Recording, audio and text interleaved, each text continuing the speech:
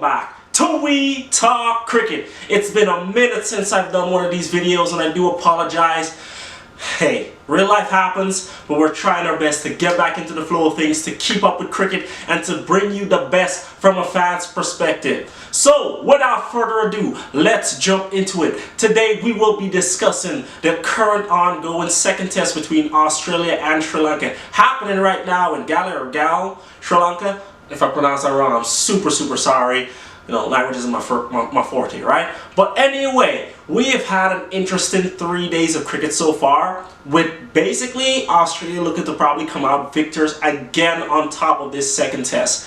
We will get into why, but let's talk some stats first before we jump into that. We had Sri Lanka batting first this time around, posting in their first innings 257 all out, with Dinesh Chandimal making 74 and receiving some great support lower down the order from Kusal Mendis, who made 85 not out, as spinners again wreaked havoc on the Sri Lankan batting.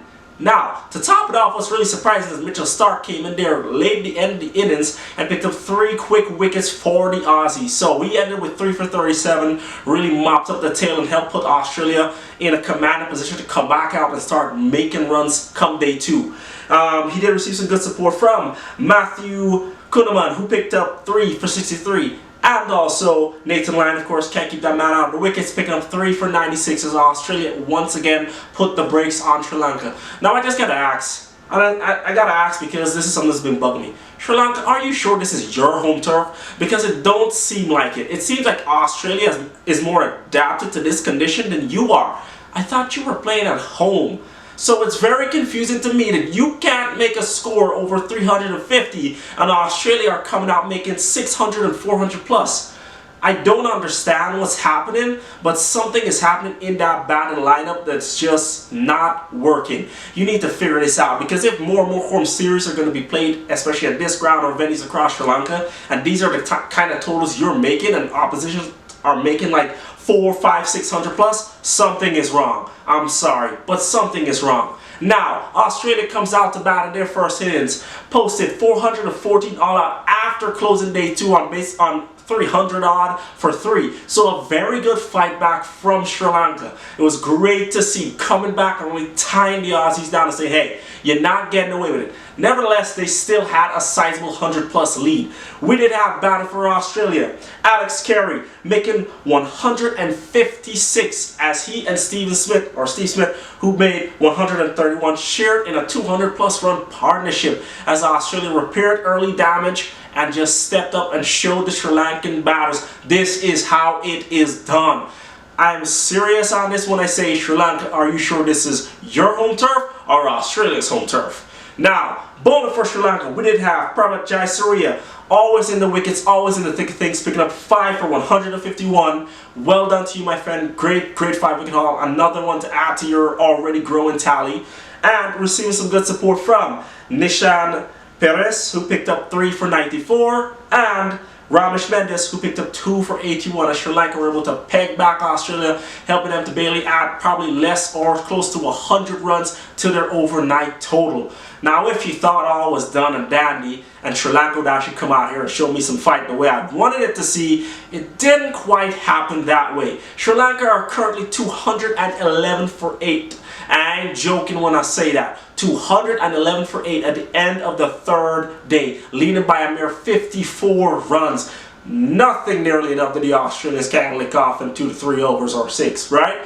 We have Angelo Matthews, top scoring so far with 76, and receiving some good support from Kusal Mendis, who's currently not out on 48, as he is trying his best to hold the Sri Lankan innings together. But with 2 wickets in hand, I'm not really sure how that's going to work out. Hey, it's cricket. Cricket is an unpredictable game, as I always say, and as we always say on this channel. You never know what could happen. A miracle could happen. 2 days of rain could come down. So honestly, man, that's the only thing that's going to stop this test match from going Australia's way. Now, bowling for Australia, we did have Matthew Kuhneman again picking up 4 for 52. He has had a fantastic series. really and truly. I think he's got about 16, 17, or 18 wickets so far this year. So he's done, I think he got 9 in the first test and he's got about 7 here. So he's done extremely well in this series. And of course, Nathan Lyon, the other spinner, picked up 3 for 80 so far. As the Sri Lanka batters seriously struggle to negotiate a wicket that they know that they play on. For all my Sri Lanka fans out there, I don't know what's going on, but the biggest con right now is with the batting lineup, and it's also with the struggle to pick up continuous wickets for the Sri Lankan bowling lineup. Like, they've selected a batting side that should make runs on this wicket, and a bowling side that should assist the batters in whatever total they make, which I would assume would be 3-something, and help them stay on their feet and be on top.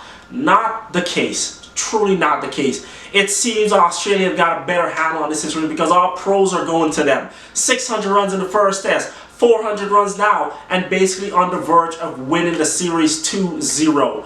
So anyway, let me know what you think is going to happen. Can Sri Lanka pull off a miracle, or is Australia walking away with this in the bag?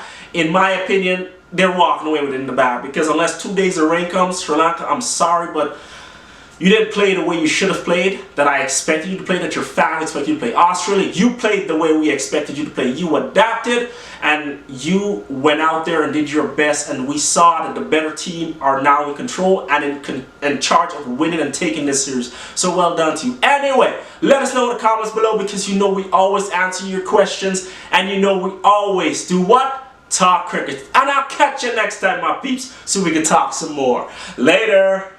Every time you feel this way.